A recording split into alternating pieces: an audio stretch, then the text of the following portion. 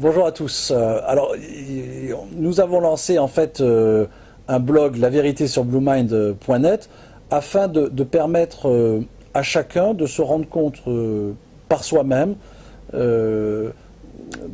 si ces gens-là ont ou pas mené une contrefaçon du logiciel OBM, qui est le logiciel de messagerie, d'agenda partagé et travail collaboratif qu'on développe maintenant ici à l'Inagora depuis plusieurs années.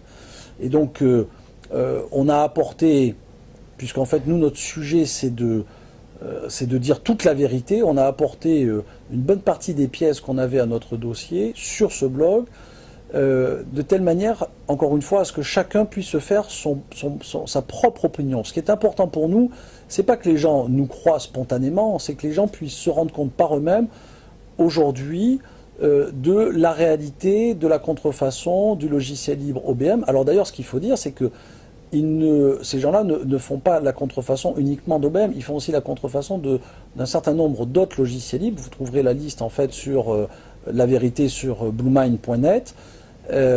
C'est certainement la première fois en France qu'il y a une telle histoire de contrefaçon d'un logiciel libre. Donc ça fait maintenant plus de 2 ans et demi que ça dure.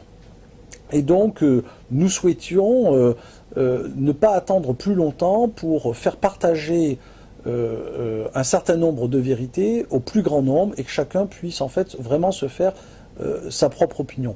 Alors certes, au-delà de la contrefaçon, il y a un certain nombre d'agissements et des fondateurs de cette entreprise et de l'entreprise elle-même, voire d'un certain nombre de salariés, d'actionnaires pour lesquels on mène, nous, aujourd'hui, un certain nombre d'actions juridiques contre eux, mais il faut vraiment faire la part des choses.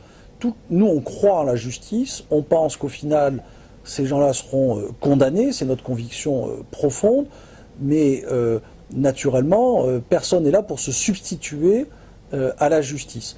Et donc, laissons faire la justice d'un côté. Par contre, l'autre sujet, c'est celui qui, moi, me concerne au premier chef et qui concerne en fait l'ensemble de la communauté du logiciel libre, tous ceux qui défendent en fait le logiciel libre, c'est de savoir si, oui ou non, un logiciel libre est bien soumis au droit d'auteur, et est-ce que un logiciel libre soumis à droit d'auteur peut être victime ou pas d'une contrefaçon. Nous, on pense que oui. On pense que là-dessus, il faut effectivement qu'on ait une jurisprudence forte qui permette enfin de clarifier ce débat-là, qu'il n'y ait plus aucune ambiguïté dans ce débat-là. Et puis, c'est aussi important que tous ceux de la communauté logiciel libre qui s'intéressent à ce type de sujet-là puissent aussi, encore une fois, se faire sa propre opinion sur les agissements des uns et des autres.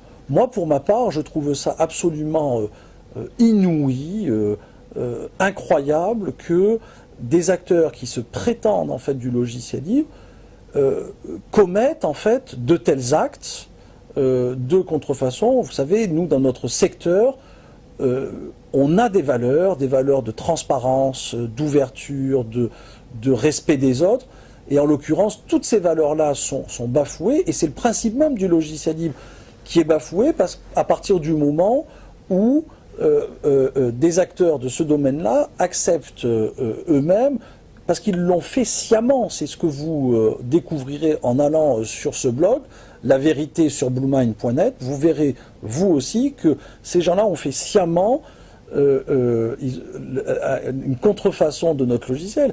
Il y a des exemples qui sont absolument flagrants, absolument incroyables, qui sont aujourd'hui que nous partageons, parce qu'ils sont tellement hallucinants, qu'ils méritent aujourd'hui en fait d'être partagés, parce que voilà. Et donc c'est absolument pas normal, incroyable, d'avoir de tels agissements, et soi-même de se prétendre du domaine du logiciel libre et de se draper d'un certain nombre en fait de vertus.